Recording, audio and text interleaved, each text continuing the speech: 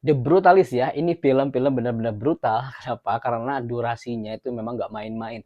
Durasi film ini sampai 3,5 jam, 3 jam 35 atau di 215 menit guys ya. Jadi ini lumayan long trip ya guys ya. Ini bukan film untuk semua orang sebetulnya ya. Ini hanya tertentu aja yang memang suka histori atau tentang sejarah atau biografi ya, atau juga bisa yang suka dengan inspirasi ya, orang-orang hebat biasanya ya gitu. Dan ini film The Brutalist ini meraih 3 kategori Oscar guys. Salah satunya adalah aktor leading role yang dimenangkan oleh Adrian Brody.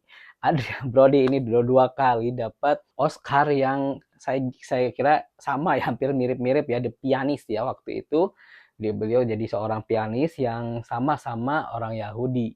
Nah, di sini juga dia ini menceritakan tentang seorang arsitek, tapi arsiteknya ini jenius ya. Jadi punya visi yang visioner lah, visioner arsitek ya. Jadi punya visi ke depan yang mana istilahnya si bangunan-bangunannya itu jauh melampaui zamannya gitu lah istilahnya. Jadi ini ketika terjadi Holocaust yang besar-besaran di Eropa, ini salah satunya dia itu kabur ya, selamat lah istilahnya, penyintas ya dari kekejaman Holocaust. Itu dia berhasil sampai ke Amerika guys ya. Jadi langsung ke New York guys ya dia tuh ya.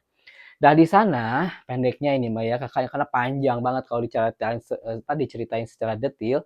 Jadi ini dia berjuang ya, itu nasib ngadu nasib ya ke Amerika ya. Di Amerika ini nah, ada simbol dulu ya, sebelum sebelum lanjut ini ada simbol ketika nyampe di Amerika itu ada patung Liberty yang mana patung Liberty itu kan punya makna yang dalam ya, seperti kebebasan, kemudian kesetaraan dan sebagainya, atau ilmu pengetahuan dan sebagainya. Tapi ini terbalik guys ya. Nah ini karena dia itu adalah seorang seorang Yahudi ya, namanya Laszlo Toth ya.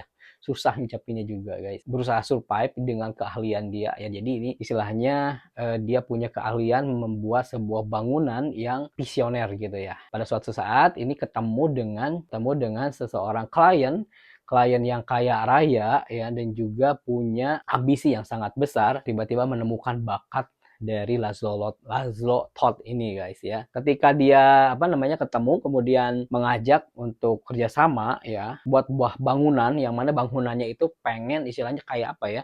Jadi satu bangunan itu ada empat fungsi ya, ada library-nya, ada gimnasiumnya, kemudian ada istilahnya komunitas yang bisa berkumpul, sudah gede banget, dan juga ini karya yang ambisius ya untuk sebuah bangunan.